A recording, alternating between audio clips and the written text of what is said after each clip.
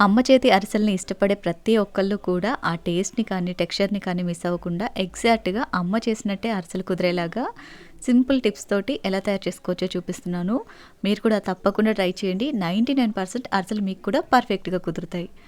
దీనికోసం ముందు రోజు నైటే బియ్యాన్ని నానబెట్టుకోవాలి. బియ్యం మనకి కనీసం ఒక 7, 8 గంటల పాటు నానేలాగా చూసుకోవాలండి. అంటే ఈవినింగ్ 5 నుంచి 6 లోపు బియ్యాన్ని కడిగి నానబెట్టుకోండి. తెల్లారికల్లా మీకు కరెక్ట్‌గా నానతాయి. అండ్ ఇక్కడ నేను 2.5 కేజీ బియ్యాన్ని నానబెట్టుకున్నానండి. మీరు కేజీ అరిసెలు చేసుకోవాలి అనుకున్నా, 2 కేజీలు చేసుకోవాలి అనుకున్నా, 3 కేజీలు చేసుకోవాలి అనుకున్నా సరే, ఒక పావు కేజీ బియ్యాన్ని ఎక్కువగా వేసుకొని నానబెట్టుకోవాలి. ఎందుకంటే ఇక్కడ బెల్లం క్వాంటిటీ కన్నా కూడా పిండి క్వాంటిటీ ఎక్కువగా ఉండేట్టు చూసుకోవాలి మనం ఎప్పుడు కూడా. అండ్ మార్నింగ్ చక్కగా నానిపోయిన బియ్యాన్ని ఈ విధంగా మళ్ళీ ఒకసారి కడిగేసి జాలి గిన్నెలోకి వడకట్టుకొని తీసుకోవాలి. ఈ బియ్యం ఎక్కువగా ఆరిపోకూడదండి. ఇలా తడి తడిగానే ఉండాలి, బట్ వాటర్ ఉండకూడదు. అందుకని ఇలా జాలిగంటలోకి తీసుకుని ఒక హాఫ్ అన్ అవర్ పాటు పక్కన పెట్టేసేయండి. ఇందులో నీళ్ళన్నీ పూర్తిగా ఒడిచిపోవాలి. అలా ఒడిచిపోయిన తర్వాత మిల్లు పట్టించేసుకోవాలి. అండ్ నేను ఇక్కడ రేషన్ బియ్యం కాకుండా నార్మల్ బియ్యమే యూజ్ చేస్తున్నాను. మీరు కావాలి అంటే రేషన్ బియ్యంతో కూడా ప్రిపేర్ చేసుకోవచ్చు. మీకు నీళ్లు పూర్తిగా పోకుండా బియ్యంలో ఇంకా నీళ్లు ఉన్నట్టు కనుక అనిపిస్తే కాటన్ క్లాత్ మీద ఒక 10 నిమిషాల పాటు నీడలో ఆరబెట్టుకోండి. ఎండలో పెట్టకుండా నీడలో ఆరబెట్టి ఆ తర్వాత ఈ విధంగా పిండి పట్టించుకోవాలి. 99% అరిసెలు ఫెయిల్ అయ్యేది పిండి దగ్గరే అండి. పిండి ఈ విధంగా తడితడిగా ఉండాలి అండ్ గంధంలాగా మెత్తగా ఉండాలి. అప్పుడే మీకు అరిసెలు పర్ఫెక్ట్గా కుదురుతాయి. పిండిలో కొంచెం నూకున్నా, పిండి బరగ్గా ఉన్నా లేదా పిండి ఆరిపోయినా అరిసెలు మాత్రం పాడయ్యే ఛాన్స్ ఉంటుంది.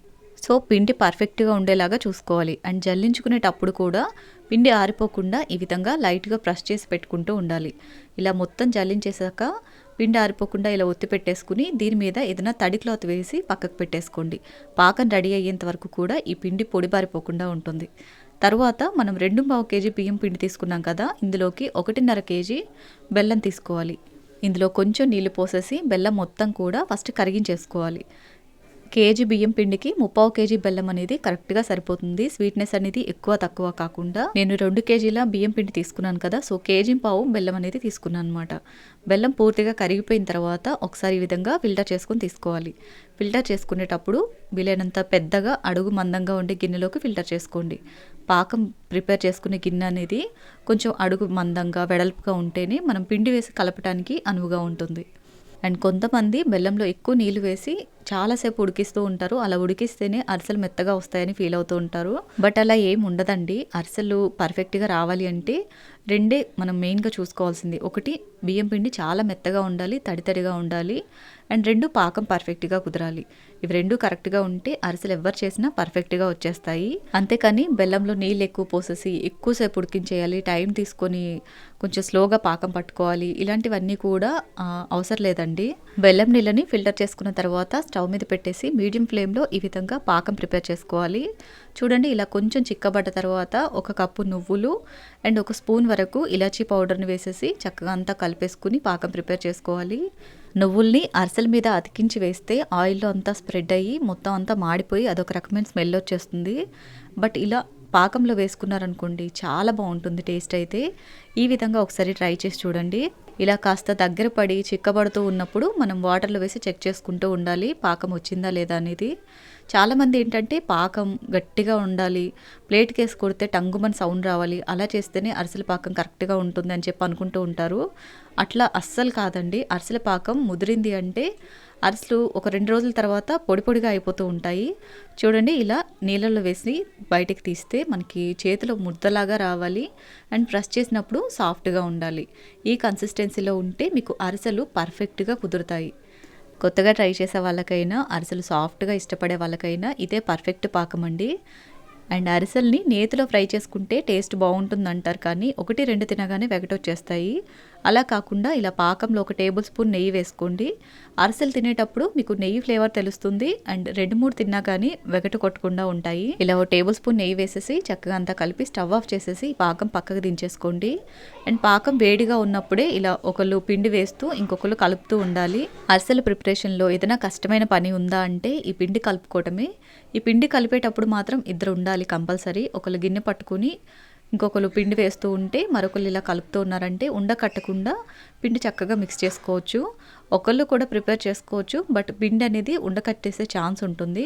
ఫాస్ట్గా కలపాలన్నమాట. పిండి విధంగా కొంచెం కొంచెంగా వేసుకుంటూ సరిపడినంత పిండి మాత్రమే వేసుకుని కలుపుకోవాలి. అరిసెలకి ఎప్పుడూ కూడా తడిపిండి క్వాంటిటీ అనేది కొంచెం ఎక్కువగా ఉండేట్టు చూసుకోవాలి. ఎందుకంటే పిండి కొంచెం మిగిలిన పర్వాలేదు, కానీ తక్కువైందంటే అప్పటికప్పుడు మనం తడిపిండి తెచ్చుకోలేం కదా. సో అందుకని కొంచెం పిండి అనేది ఎక్కువగా ఉండేట్టు చూసుకోవాలి. నేను అందుకే ఎప్పుడు కూడా 2 కేజీల అరిసెలు చేసినా 3 కేజీలు చేసినా ఒక పావు కేజీ బియ్యం అనేది ఎక్కువ వేసేసి కొంచెం పిండి క్వాంటిటీ ఎక్కువ ఉండేలా చూసుకుంటాను. బియ్యం పిండి ఒక పావు కేజీ మిగిలిన మనం ఏదో ఒక రకంగా యూస్ చేసుకోవచ్చు. కారపూసలో కానీ చెక్కల్లో కానీ యూస్ చేసుకోవచ్చు. బట్ పాకానికి బియ్యం పిండి తక్కువైందంటే మాత్రం కష్టమైపోతుంది. అందుకని కొంచెం పిండి ఎక్కువ ఉండేట్టు చూసుకోవాలి. అండ్ అంతా కూడా ఇలా కలిపేసుకున్న తర్వాత ఈ పిండి ఆరిపోకుండా ఉండటానికి ఒక టేబుల్ స్పూన్ వరకు నెయ్యి వేసి పైన అంతా కూడా ఈ విధంగా స్ప్రెడ్ చేసుకోవాలి. ఇందులో వేసే నెయ్యి కూడా రూమ్ టెంపరేచర్లో ఉన్నదే వేసుకోవాలి. పిండి ఆల్రెడీ వేడిగా ఉంటుంది కాబట్టి ఈ నెయ్యి అనేది ఈజీగా కరిగిపోతుంది. ఇలా చక్కగా అంతా స్ప్రెడ్ చేసేసుకుని మూత పెట్టి పిండిని కాస్త చల్లారనివ్వాలి. కొంచెం మన చేతితోటి పట్టుకోవడానికి వీలుగా ఉండేట్టు కాస్త చల్లారిన తర్వాత ఈ సైజు ముద్దలు తీసుకొని అరిసెలు ఒత్తుకోవాలి. కొంతమంది అరిసెల్ని కూడా చిన్న చిన్న అప్పాల్లాగా చేసుకుంటూ ఉంటారు. బట్ అరిసెలు అంటే అరిచేతి వెడల్పున ఉండాలని చెప్పేసి అనేవాళ్ళు కదా పెద్దవాళ్ళు. సో నాకైతే పెద్ద అరిసెలు చేయటమే అలవాటండి. నేను ఈ సైజులోనే అరిసెలు ప్రిపేర్ చేస్తూ ఉంటాను. ఇలా పాలిథిన్ కవర్కి ఆయిల్ అప్లై చేసుకుని 1/2 ఇంచు మందంలో అరిసెల్ని ప్రిపేర్ చేసుకోవాలి. ఈ అరిసెలు వేసేటప్పుడు ఆయిల్ కూడా మరీ ఓవర్ హీట్ ఉండకూడదండి, మీడియం హీట్లో ఉండేట్టు చూసుకోవాలి. అండ్ అరిసె వేసాక కూడా మంటని మీడియంగా ఉండేట్టు చూసుకొని ఫ్రై చేసుకోవాలి. అండ్ అరిసెల్ని కట్టెల పొయ్యి మీద చేస్తేనే టేస్ట్ బాగుంటుందండి. నాకు ఎందుకో అలాగే ఇష్టం. గ్యాస్ మీద కన్నా కూడా ఇలా కట్టెల పొయ్యి పెట్టుకుని అరిసెలు చేసుకుంటే ఆ టేస్టే వేరు. చూడండి చక్కగా పొంగుతూ ఎంత పర్ఫెక్ట్గా వస్తున్నాయో కదా. ఫస్ట్ వేసిన అరిసె విరిగిపోతుంది, దిష్టి తగిలి అంటారు. బట్ నేను చేసినప్పుడు ఎప్పుడు కూడా అలా జరగలేదండి. ఫస్ట్ వేసిన అరిసె దగ్గర నుంచి కూడా అన్నీ పర్ఫెక్ట్గా వస్తాయి. ఇలా చక్కగా మంచి కలర్లో వేగిన తర్వాత 2 జాలిగరిటెలు తీసుకొని ఆయిల్ మొత్తం కూడా వీలైనంత వరకు బాండిలోనే ఒత్తేసి తీసుకోవాలి. ఇంకా ఏమైనా ఎక్స్ట్రా ఆయిల్ ఉంటుంది అనుకుంటే ఇలా అరిసెలు చెక్కలు ఉంటాయి కదా, దాని మీదకి వేసేసుకుని ఒకసారి లైట్గా ప్రెస్ చేసి తీసుకున్నారనుకోండి, చక్కగా అందులో ఉన్న ఆయిల్ అంతా కూడా బయటకు వచ్చేస్తుంది. అండ్ ఇవన్నీ కూడా ప్రిపేర్ చేసిన అరిసెలన్నీ కూడా ఒకదానికొకటి అంటుకోకుండా విడివిడిగా వేసుకోవాలి. ఒకదానికొకటి వేడి మీద ఉన్నప్పుడు అంటుకున్నాయి అనుకోండి, తర్వాత తీయటానికి రావన్నమాట, గట్టిగా అంటుకుపోతాయి. సో ఇవి కంప్లీట్గా చల్లారేంత వరకు విడివిడిగా వేసుకోవాలి. మా ఇంట్లో అయితే అరిసెలతోటి నిజమైన పండుగ స్టార్ట్ అవుతుంది. నేను మా పిల్లలు అందరం కూడా కట్టెల పొయ్యి పెట్టుకుని తలొక పని చేసుకుంటూ అరిసెలు ప్రిపేర్ చేస్తూ ఉంటాము. నేను ఈ విధంగా అరిసెలు ఆయిల్లో వేస్తూ ఉంటే మా బాబు తీస్తూ ఉంటాడు, మా పాప వాటిని ఒత్తి పక్కకు పెడుతూ ఉంటుంది. మిగతా పిండి వంటల్లో పనుల్లో హెల్ప్ చేసినా చేయకపోయినా అరిసెలు ప్రిపరేషన్ అంటే మాత్రం ముందుగా వచ్చేస్తారు.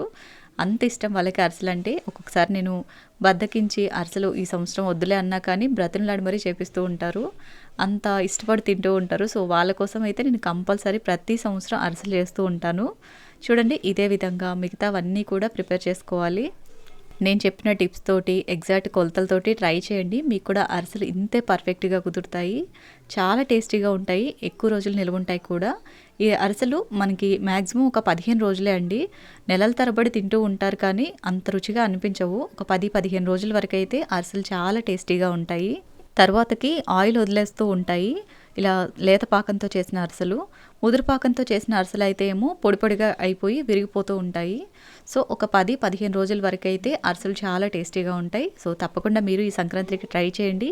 ఈ రెసిపీ నచ్చితే లైక్ చేయండి. ఇలాంటి మరిన్ని ఇంట్రెస్టింగ్ వీడియోస్ని మిస్ అవ్వకుండా చూడాలి అనుకుంటే మినీ టీవీ రేణుస్ కిచెన్ ఛానల్ని సబ్స్క్రైబ్ చేసుకోండి. And thank you for watching. అందరికీ కూడా సంక్రాంతి పండుగ శుభాకాంక్షలు.